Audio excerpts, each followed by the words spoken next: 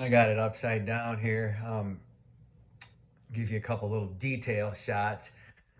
Nothing too spectacular, but I still have to take this motor off because I'm gonna run it before it's bolted onto the here.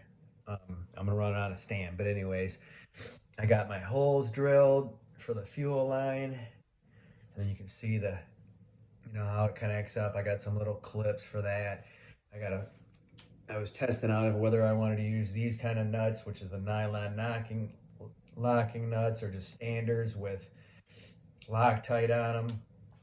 These are all pretty good quality hardware, Allen head screws. This is just a badass polymer plastic mount.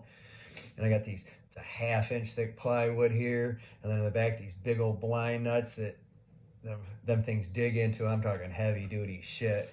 Hope it's not too heavy. You can kind of see the throttle linkages with just the microest ball link out of all of them. And I gotta put the nut on the back of it, but I gotta take this engine on and off. It's trying to focus.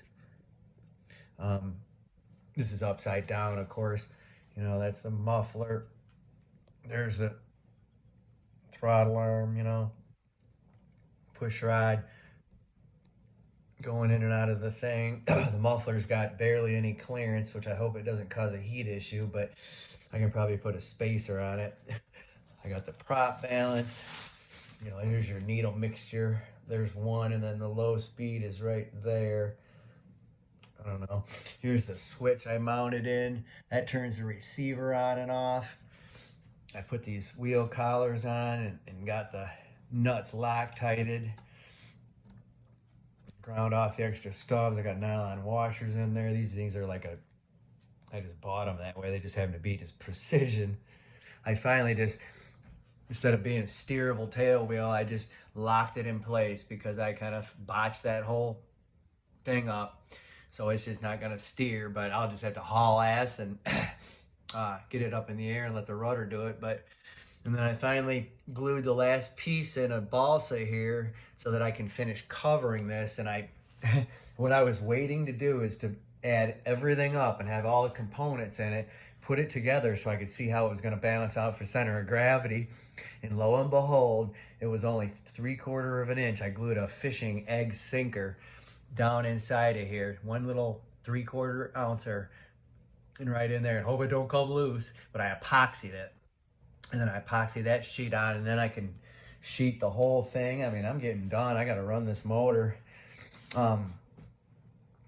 And then everything else is in. I'm getting permanent stuff, And I want to say one thing is that I really screwed up well, not really, but the elevator, when I glued it into here with these pin hinges, there's a bunch of them in there. There's one of them.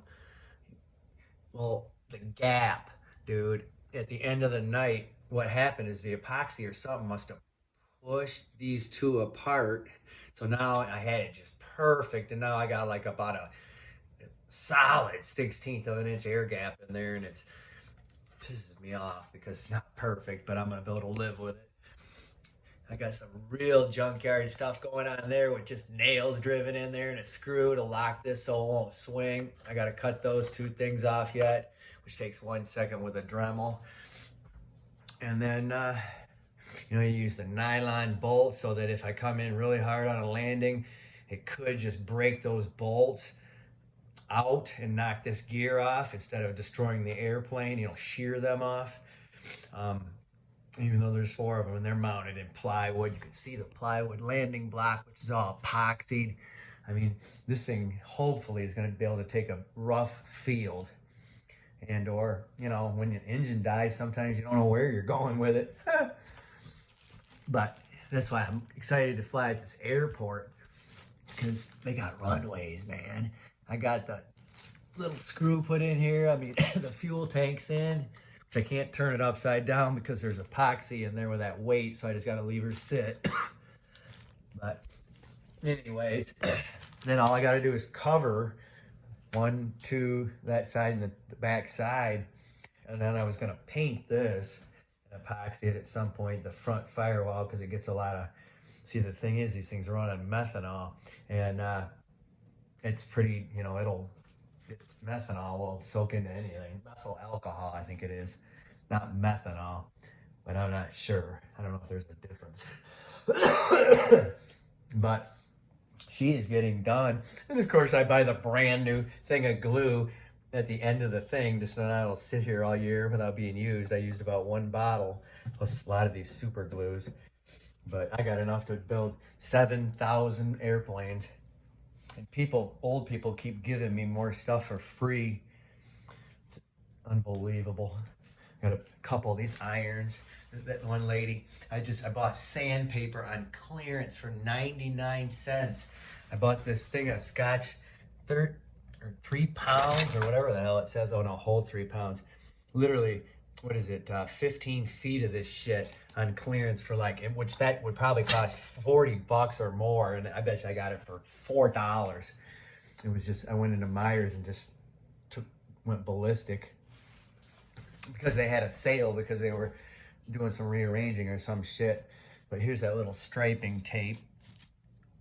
You just put down and then you hit it with the heat gun. Here's my little fuel clips that are gonna go on right there. You know, got it pretty straightforward. Hopefully it should work out. My buddy sold me this thing at a swap meet. This is a nice little stand I've always wanted. Looks like it's really stupid, but it's just so simple that it is perfect.